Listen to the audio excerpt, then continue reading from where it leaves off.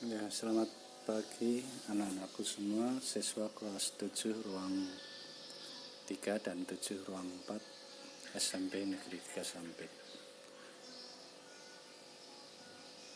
Kita kembali bertemu dalam mata pelajaran Bahasa Indonesia. Nah, anak-anakku sekalian, kalian masih ingat kan waktu minggu lalu kita membicarakan tentang apa? Topik pelajarannya apa? Ya, topiknya adalah tentang teks deskripsi. Nah, pada kali ini kita masih akan melanjutkan tentang topik tersebut. Nah, anak-anakku semua,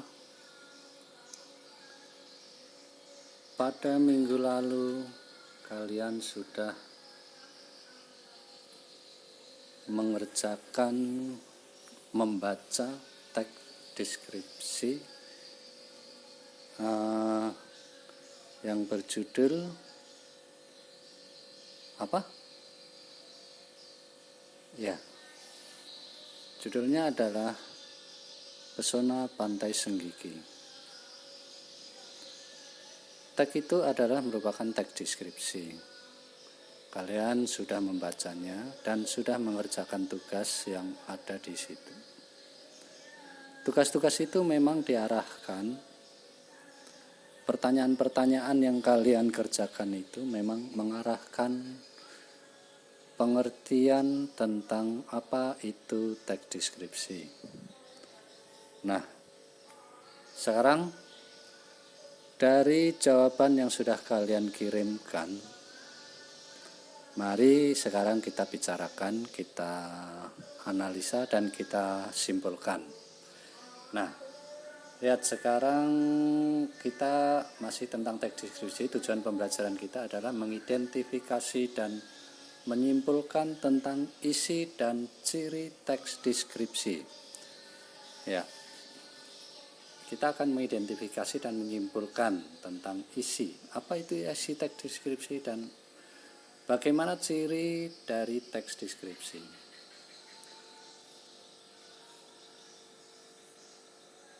Nah, ketika membaca tentang teks Pesona Pantai Senggigi, ini ada bacaan yang panjangnya kira-kira 5 paragraf. Dari 5 paragraf yang kalian baca ini paragraf 1 dan 3 terlihat di layar ini. Pantai Senggigi merupakan salah satu wisata andalan di Nusa Tenggara Barat. Pantai Senggigi sangat indah.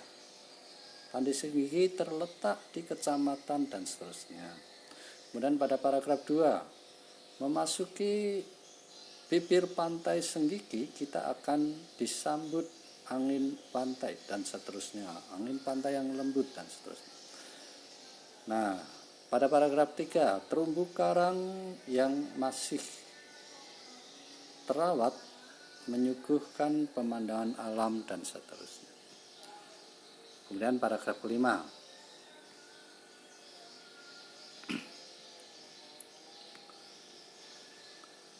paragraf keempat ya. Selain pemandangan bawah laut, terdapat juga pemandangan indah di Pura Batu Bolong dan seterusnya. Dan kemudian ditutup dengan paragraf terakhir, wisata Pantai Senggigi menawarkan sejuta keindahan. Nah, ketika kalian membaca 5 paragraf itu, kalian diminta pertanyaan-pertanyaan yang sebenarnya mengarahkan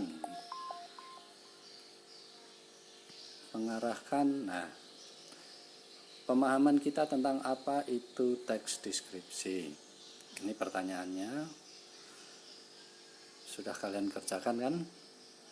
Nah, Bapak memberi laporan sedikit tentang tugasnya. Nah, ini ada 36 tambah 20 tambah 5. Berapa itu? 50, 61. Dan 61 yang masuk, tapi sebagian ada yang tidak mengirimkan tugas. Bapak nggak tahu apa sebabnya, karena memang tidak bisa dipaksa.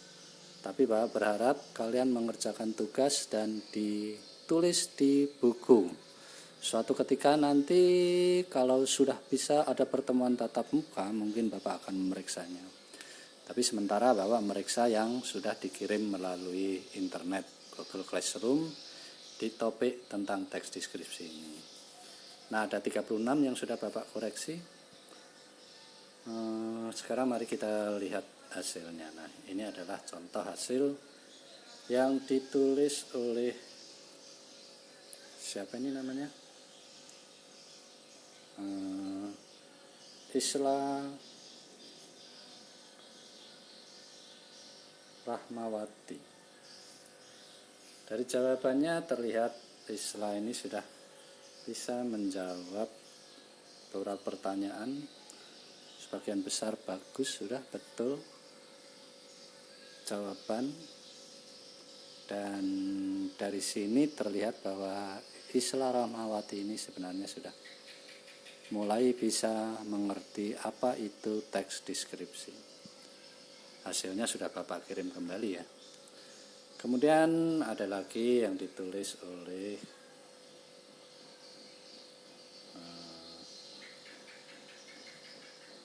Lista Karina Tinambunan.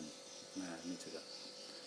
Jadi Bapak sudah mengoreksi cukup banyak dan kesimpulannya adalah bahwa kalian sebenarnya sudah bisa mengerjakan dengan baik. Nah, mari kita ke bagian berikutnya. Kita akan membahas tentang teks deskripsi yang berdasarkan apa yang sudah kalian kerjakan dan menjadi kesimpulannya. Jadi ini adalah pembahasan dan kesimpulan. Apa yang disebut dengan teks deskripsi? Deskripsi artinya pemerincian. Jadi teks deskripsi yaitu teks yang isinya berupa pemerincian objek yang dideskripsikan. Objek yang dideskripsikan. Apa objek yang dideskripsikan dalam teks Pantai Senggigi? Objeknya adalah tempat. Pada pertanyaan kalian banyakkan bisa menjawab dengan tepat. Objek tempat yang diperinci. Pemerincian bisa disebut juga sebagai penggambaran atau pelukisan. Artinya dalam teks deskripsi itu sebenarnya penulis hanya berusaha menggambarkan atau melukiskan apa yang dia lihat, apa yang dia dengar, apa yang dia rasakan. Jadi dalam teks Pesona Pantai Senggigi, objek yang diperincikan adalah tentang pantai. Objeknya adalah pantai. Karena itu pemerincian secara umum adalah tentang lokasi atau tempatnya. Itu pada paragraf pertama ya. Kemudian ada tentang pemandangan di tepi pantai bagaimana, kemudian pemandangan di bawah lautnya bagaimana, kemudian pemandangan dari Pura Batu Bolong bagaimana. Nah, teks deskripsi tujuan dari teks deskripsi adalah menggambarkan atau melukiskan secara rinci dan penggambaran sekonkret nyata, sekonkret mungkin suatu objek atau suasana perasaan sehingga pembaca seakan-akan melihat, mendengar, mengalami apa yang dideskripsikan. Jadi pada teks deskripsi Pesona Pantai Senggigi, kalian bisa membayangkan sebagai pembaca seperti apakah Pantai Senggigi itu. Karena itu memang tujuan dari penulis yaitu menggambarkan sehingga pembaca seolah-olah melihat, seolah-olah mendengar. Kemudian dalam teks Pesona Pantai Senggigi, penulis menggambarkan secara rinci bagian-bagian dari pantai. Pembaca diajak seolah-olah melihat pantai, mendengar bunyi deburan ombak dan seterusnya.